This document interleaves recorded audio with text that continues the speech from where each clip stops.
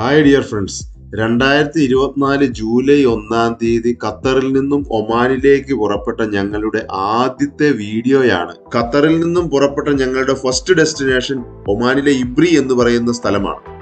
900 kilometres, 10 hours ആണ് expected travelling time.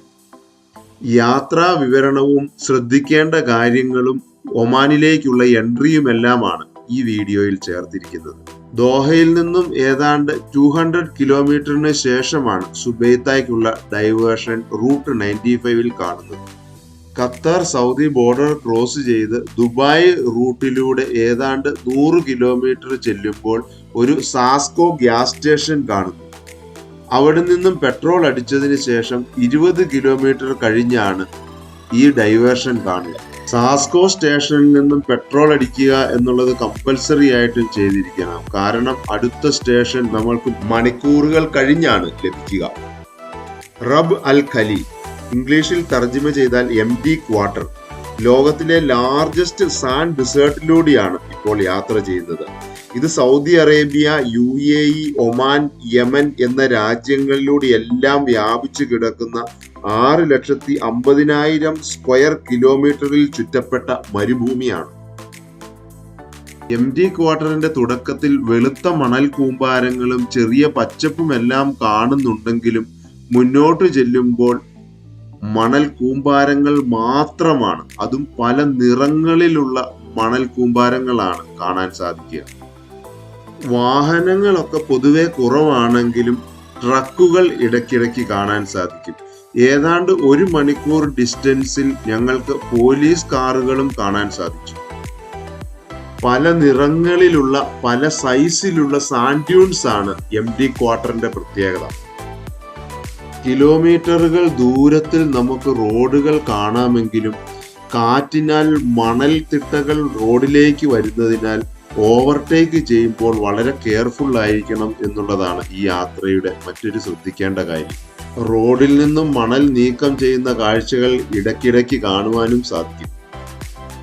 Sasco gas സ്റ്റേഷനിൽ നിന്നും ഏതാണ്ട് 350 കിലോമീറ്റർ ദൂരെയാണ് അടുത്തുള്ള ഗ്യാസ് സ്റ്റേഷൻ. അതുവരെ മറ്റൊരു ഷെൽട്ടറോ വെള്ളമോ കിട്ടാനുള്ള സാധ്യതകൾ എങ്ങും തന്നെയില്ല. അതുകൊണ്ട് തന്നെ അത്യാവശ്യത്തിനുള്ള ഫുഡും കാര്യങ്ങളും നമ്മൾ കരുതേണ്ടത് ആവശ്യമാണ്. മറ്റൊരു കാര്യം പറയട്ടെ, AC എപ്പോഴും ഓൺ ആയിരിക്കുന്നത് കൊണ്ടും ഗ്ലാസുകൾ അടഞ്ഞിരിക്കുന്നത് കൊണ്ടും ഇടയ്ക്കിടെ ഗ്ലാസ് ഓപ്പൺ ചെയ്യുകയോ അല്ലെങ്കിൽ വെന്റിലേഷൻ ഓൺ ആക്കിയിടുകയോ ചെയ്യേണ്ടത് കാറിൽ ഉള്ളവർക്ക് ശുദ്ധവായു ലഭിക്കാൻ അത്യാവശ്യമാണ്. അങ്ങ് ദൂരെ ആ പെട്രോൾ സ്റ്റേഷൻ കണ്ടപ്പോൾ എന്തെന്നില്ലാത്ത ഒരു സന്തോഷം തോന്നി. വലിയ മണൽ കൂമ്പാരങ്ങളാൽ ചുറ്റപ്പെട്ട് അതിന് നടുവിൽ താഴെ ഇരിക്കുന്ന പെട്രോൾ സ്റ്റേഷനാണ് സി ഓയിൽ പെട്രോൾ സ്റ്റേഷൻ. ഇത് മാത്രമേ MT ക്വാർട്ടറിൽ നമുക്ക് നമ്മുടെ യാത്രയിൽ ലഭിക്കുകയുള്ളൂ. ഇബ്രിയിലേക്കുള്ള റൂട്ട് ഞാൻ പഠിച്ചിരുന്നു എങ്കിലും സൗദി ബോർഡറിൽ നിന്നും ഒരു സിം കാർഡ് എടുക്കുകയോ റീചാർജ് ചെയ്യുകയോ ചെയ്യുന്നത് യാത്ര സുഗമമാണ്. ഈ പെട്രോൾ സ്റ്റേഷനിലാണെങ്കിലും പുറത്തിറങ്ങി നിൽക്കുവാനോ ഒന്ന് വിശ്രമിക്കുവാനോ ഉള്ള സ്ഥലങ്ങളൊന്നുമില്ല. ഈ പെട്രോൾ പമ്പിന്റെ മുകളിലുള്ള റൂഫ് ഒഴിച്ചാൽ മറ്റൊന്നും ഇവിടെ അവൈലബിൾ അല്ല. ഒരു ചെറിയ റെസ്റ്റോറന്റ് ഉണ്ട് അവിടെ. ഞങ്ങളുടെ കയ്യിലിരുന്ന ഭക്ഷണം അതിനുള്ളിലിരുന്ന് കഴിക്കാനേ ഞങ്ങൾക്ക് സാധിച്ചുള്ളൂ. പൊടിക്കാറ്റും വളരെ അധികമായിരുന്നു. ഇവിടുത്തെ ടോയ്ലറ്റ് സൗകര്യങ്ങളൊക്കെ വളരെ നന്നായിരുന്നു. അവിടെ ഒരു ഖത്തർ രജിസ്ട്രേഷൻ കാർ കണ്ടത് ഞങ്ങളെ സന്തോഷപ്പെടുത്തി. അങ്ങനെ മിസ്റ്റർ അബ്ദുൽ വഹാബിനെയും ഫാമിലിയെയും പരിചയപ്പെട്ടു. ഇവരെ വീണ്ടും ഇബ്രിയിൽ കാണുകയും ചെയ്തു. 24 hours പ്രവർത്തിക്കുന്ന ഈ പെട്രോൾ സ്റ്റേഷനിൽ അതാതു സമയത്തെ ഫുഡും അവൈലബിൾ ആണ്. അടുത്ത പെട്രോൾ സ്റ്റേഷൻ നമുക്ക് ലഭിക്കുക സൗദി ഒമാൻ ബോർഡറിലാണ്. ഏതാണ്ട് 250 കിലോമീറ്റർ ആണ് ഇവിടുന്ന് സൗദി ഒമാൻ ബോർഡറിലേക്ക്. കളികളും തമാശകളും പാട്ടുകേൾവിയും ഒക്കെയായി കുട്ടികളും വണ്ടിയിൽ സമയം ചിലവഴിക്കുന്നു.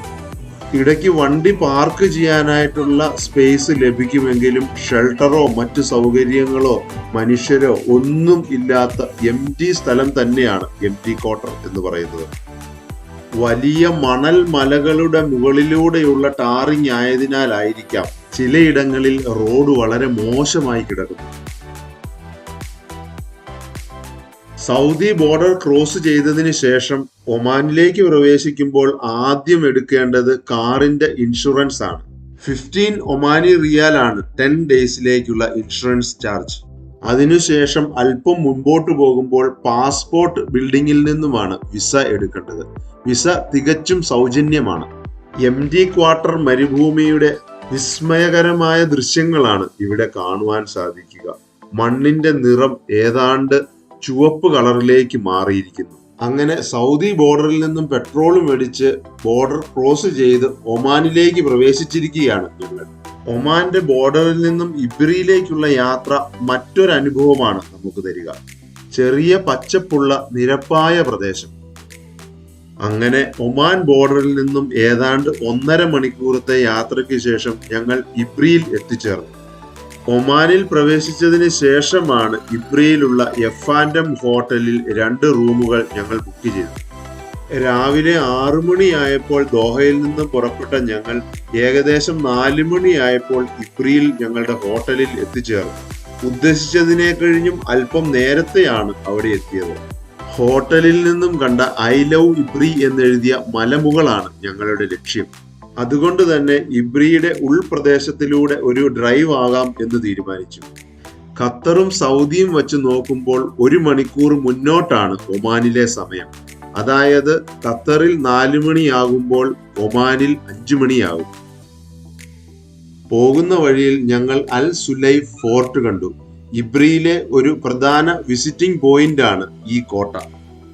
മഴക്കാലത്ത് അതിശക്തമായി ജലമൊഴുകുന്ന വാദി അൽ സുലൈഫ് അല്ലെങ്കിൽ വാദി അൽ ഐനാണ് ഈ കാണുന്നത്.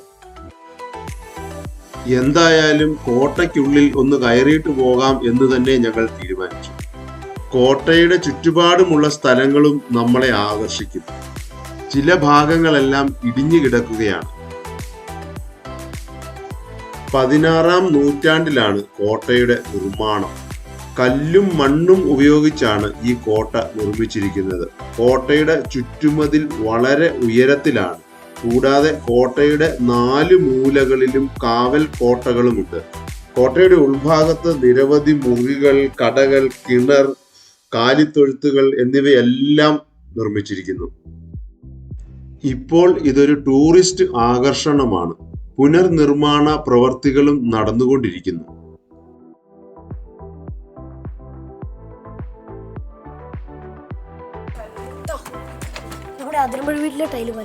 കല്ലും മണ്ണും ചെളിയും ഒക്കെ കൊണ്ടുള്ള ഭവന നിർമ്മാണം കേരളത്തിനെ ഓർമ്മിപ്പിക്കുന്നു.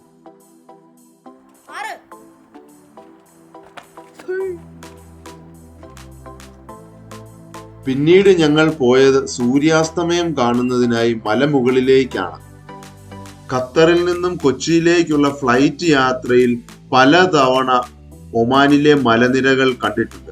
എന്നാൽ ഇത് ആദ്യമായാണ് ഒരു മലയുടെ മുകളിൽ ഡ്രൈവ് ചെയ്തു പോകാൻ സാധിച്ചത്. അങ്ങനെ ഒമാനിലെ ആദ്യത്തെ മലമുകളിൽ കയറിയത് ഇബ്രിയിലാണ്. അതും അതിമനോഹരമായ ഒരു സൂര്യാസ്തമയത്തോടുകൂടി.